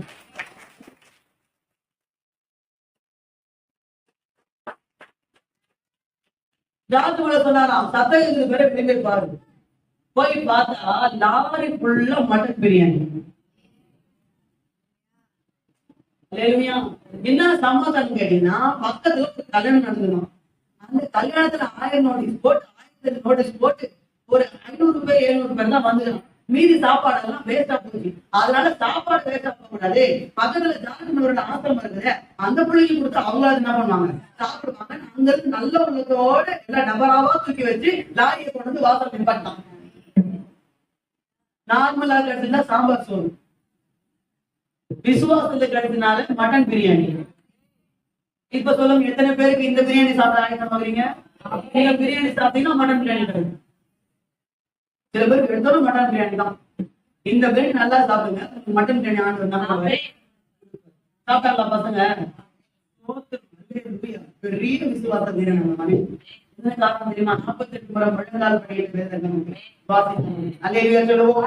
அல்லேலூயா, அல்லேலூயா. ஆகவே என்ன சொல்ல விரும்புகிறேன், நம்முடைய வாழ்க்கையில நம்ம முகத்தை தேவனை நேரடியாக பார்க்க முடியாதபடி இருக்கிற தடைகள் நம்ம வாழ்க்கையில நம்ம உடைத்துக் கொள்ளலாம். ஆண்டவர் நமக்கு உதவி செய்வார். ஆதியாகமத்தின் புத்தகம் 31 அதிகாரம் 2ஆம் வசனம் 5ஆம் வசனத்திலே லாபானின் முகம் நேற்று முந்தின முகத்தை போல இல்லை, இப்பொழுது வேறுபட்டிருக்கிறது என்று யாரும் சொல்லணும். அந்த நம்ம முகம் என்ன பண்ண கூடாது, வேறுபடக்கூடாது. 2 ராஜாக்கள் புத்தகம் 3ஆம் அதிகாரம் 14ஆம் வசனத்திலே யோசபாத் ராஜாவின் முகத்தை நான் பார்க்கவில்லை என்றால் நான் உங்களை நோக்கி இருக்க மாட்டேன் என்று எலிசா திட்டத்தை சொல்றான். அப்ப யோசபாத் முகத்துல என்னமோ இருக்கு. அல்லேலூயா. யோபு புத்தகம் 42ஆம் அதிகாரம் 8ஆம் வசனம் 9ஆம் வசனம் ஆண்டவர் நான் யோபு முகத்தை பார்ப்பேன். அதே மாதிரி யோபின் முகத்தை பார்த்து அவங்க சகோதரர் செய்த பாவங்களை மன்னித்தார். இன்னைக்கு நம்ம முகத்தை பார்த்தா கர்த்தர் மன்னிப்பாங்க. நம்ம முகம் சரியா இருக்கா? நம்ம முகம் சரியா இருக்கணும்னா நம்ம முகம் அவருக்கு நேரா இருக்கணும். இன்னைக்கு அந்த முகத்தை நேராக்குறதுக்காக தான் கர்த்தர் ஜெபத்தையும் வேத வாசிக்கையும் உங்க வாழ்க்கையில சரிசமமா வைத்துக் கொள்ளுங்கள். புரிஞ்சவங்க? அல்லேலூயா, அல்லேலூயா. சங்கீதக்காரர் 69ஆம் அதிகாரம் 17ஆம் வசனத்துல சொன்னா உங்களுடைய முகத்தை எனக்கு மறையாதிருமாங்க. அல்லேலூயா. ஆமா, நம்ம தேவனுடைய முகத்துக்கு நேரம் நம்ம முகத்தை நேராக்கும் கர்த்தர் நமக்கு உதவி செய்வார். 3 காரியங்களை சொன்னேன். ஜெபமும் வேத வாசிப்பும் நம்முடைய வாழ்க்கையில சமநிலையில இருக்கும் போது நமக்கு என்ன ஆசீர்வாதங்கள் கிடைக்கும். 1, தரைகள் நீங்கி கத்தரை பணிந்து கொள்வோம். நம்பர் 2, நம்ம ஸ்தானத்திலே எப்பொழுதும் நிலைத்திருப்போம். நம்பர் 3, நம்ம முகத்தை தேவனுக்கு நேராக்குவோம். எல்லாரும் நம்ம எல்லாரும் தேவ சொன்னது